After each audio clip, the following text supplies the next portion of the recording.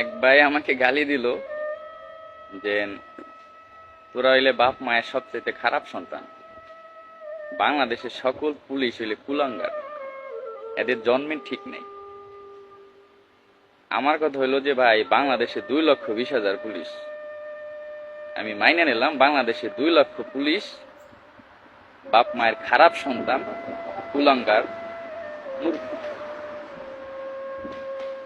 আমি এক মধ্যবিত্ত ফ্যামিলির ছেলে, আমার নুন অন্তে পান্তা ফুরায়। আমার 14 গোষ্ঠীতে গভর্নমেন্ট জব কেউ করে না। আমি কোনো কোঠার পুলিশ না, আমি সাধারণ কোঠায় ভর্তি হয়েছি। আমার এই চাকরিটা হবে আমি কখনো আশাও করিনি। আল্লাহ আমার রিজিক লেখছিল পুলিশের চাকরি, আজ আমি চাকরি করি, আজ আমি কুলাঙ্গার। আমি একজন স্টুডেন্ট ছিলাম, আমি এইচএসসি পাস করে এখানে আসছি। যাই হোক, জনগণ আমাদের গালাগালি দেবে, এটা আমরা শুনি বা আরো শুনতে হবে, তা নিয়ে আমার কোনো আফসোস নেই। কিন্তু আমার যেটা বলার সেইটা হইলো, সবাই বলতে আছে যে এই পুলিশ সদস্যদের সব বাদ দিয়ে দেন, আমরা মেধাবীরা এখানে আসবো, আমরা দেশটাকে গর্ব। ভাই, আমাদের ভিতরে হাজার হাজার বিসিএস ক্যাডার আছে। আমার লেখাপড়া এখন চলমান। এই যে দেখেন, এখন বাজে রাত 3টা, আমি রাস্তার ভিতরে একা, কেউ নাই, আমি একা আছি। কার জন্য আছি? আমার মা বাবার জন্য? অবশ্যই না, দেশের মানুষের জন্য। সবাই ঘুমাচ্ছে আর আমি সারা রাত এই রাস্তা দাঁড়ায় দাঁড়ায় ডিউটি করব। সকালে ঘুম থেকে তারা উঠবে ফ্রেশ মাইন্ডে, যখন আমারে দেখবে, মানে সরাসরি না পারলে মনে মনে একটা গালি দেবে যে শালা কুলঙ্গারের বাচ্চার মুখটা দেখলাম, আমার দিনটাই খারাপ হয়। তাতেও আমার কোনো আফসোস নেই। কিন্তু কথা হইলো যে মেধাবী স্টুডেন্টরা যে আসবে, বাংলাদেশে তো আবার সরকার গঠন হবে। আওয়ামী লীগ আসুক, বিএনপি আসুক, জামাত আসুক, XYZ যে কোনো সরকার আসতে পারে। দেশের পরিস্থিতি তো আবারও খারাপ হতে পারে। তখন এই যে নূতন করে যে পুলিশ বাহিনী গঠন হবে বা যারা আসতে চাচ্ছেন, ভাই আপনাদের কি গালি দেবে না? কিন্তু আপনারা তো কুলাঙ্গার মায়ের সন্তান না, আপনারা তো আদর্শ মায়ের আদর্শ সন্তান। আপনারা বাংলাদেশ গঠন করার জন্য পুলিশ বাহিনীতে আসতে চাইছিলেন, তো আপনাদের তো তখন গালি দেবে। কেমন লাগবে তখন আপনাদের? সব পুলিশ খারাপ না ভাই, সবাই এক না, সবাইকে এক পালায় মাইপেন। 3,000 পুলিশের নিয়োগ আসলে 18 লক্ষ আবেদন করে। এই 18 লক্ষ ফ্যামিলির যে ছেলে মেয়ে, এরা তো খারাপ সন্তান না, এরা মা বাবার আদর্শ সন্তান।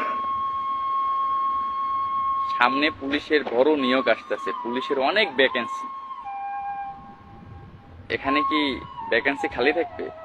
অবশ্যই খালি থাকবে না। সবাই পুলিশের চাকরির জন্য আবেদন করবে, সবাই চেষ্টা করবে। যখন চাকরিটা হবে সেও বলবে আলহামদুলিল্লাহ, আমি গর্ববোধ করছি, আমি একজন বাংলাদেশ পুলিশ বাহিনীর সদস্য হতে পেরেছি। এই কথাটা আমিও বলছিলাম যখন চাকরিটা পাইছিলাম।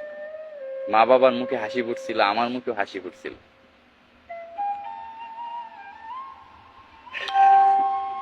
আসলে এগুলা নিয়ে কষ্ট পাবার কিছুই নাই। আমরা জনগণের গোলাম, স্বীকার করি। জনগণের সেবা করা আমাদের দায়িত্ব। হয়তোবা জনগণের আমরা ঠিক মতো সেবা দিতে পারতেছি না, এর জন্য হয়তোবা আমাদের এত গালাগালি করে। কিন্তু আমি একটা কথা বলবো সবাই, সেইটা হলো ভাই, আমি খারাপ হতে পারি, আমার মা খারাপ না, আমার বাবা খারাপ না। প্লিজ মা বাবা নিয়ে কখনো গালি দিয়েন না। অনেকে আবার বলবেন যে শালা তুই পোশাক পরে ভিডিও করতেছ কেন? ভাই, আমি সিভিল পোশাক পরার সময় পাই না ভাই, সারাক্ষণ এই ডিউটি লাগে থাকে। আমার যখন চাকরি হয়েছিল তখন আমি 2টা শার্ট কিনছিলাম, ওই শার্ট 2টা আমি এখনো পরি, পুরান হয় নাই। আমার চাকরির বয়স 2 বছর, আমি হিসাব করলে 2 বছরে 40 দিন ছুটি পেয়েছি। 40 দিনে 2টা শার্ট পূরণ হয়ে যাওয়ার কথা না, বা আমার যায় না, কারণ আমি হইলাম গরিব ঘরের সন্তান। আমার 40 দিনে 2টা শার্ট পূরণ হয় না। আমি ওই শার্ট 2টা আরো 2 বছর পড়তে পারবো ইনশাল্লাহ। ঠিক আছে, কিন্তু এখন এই পোশাক পরে ভিডিওটা করতে বাধ্যই হইলাম। যাই হোক, আমি আর কখনো পোশাক পরে ভিডিও করব না। আর যারা গালাগালিজ করেন তাদের কাছে একটা অনুরোধ থাকবে যে ভাই, আমারও মা আছে, বাবা আছে, আমারও বোন আছে, আত্মীয় স্বজন আছে, প্লিজ আমার জন্য আমার ফ্যামিলিটাকে খারাপ ভাববেন না। আমি আমার মা বাবাকে অনেক রেসপেক্ট করি, অনেক সম্মান করি। আমি বাংলাদেশ বাংলাদেশ পুলিশ বাহিনীকে আমি খুব ভালোবাসি, বাংলাদেশের মানুষকেও খুব ভালোবাসি। আপনারা গালি দেবেন, সহ্য করে নেব, কিন্তু মা বাবাকে দিয়েন না ভাই, বুকের বাম পাশে লাগে ভাই।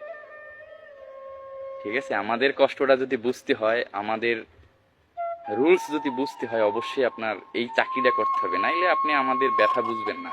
আপনার সারাদিন বক বক করে আপনাদের বুঝাইতে পারবো না যে আমরা পরিস্থিতির শিকার নাকি অন্য কিছু, এগুলো সারাক্ষণ বললেও বুঝাইতে পারবো না।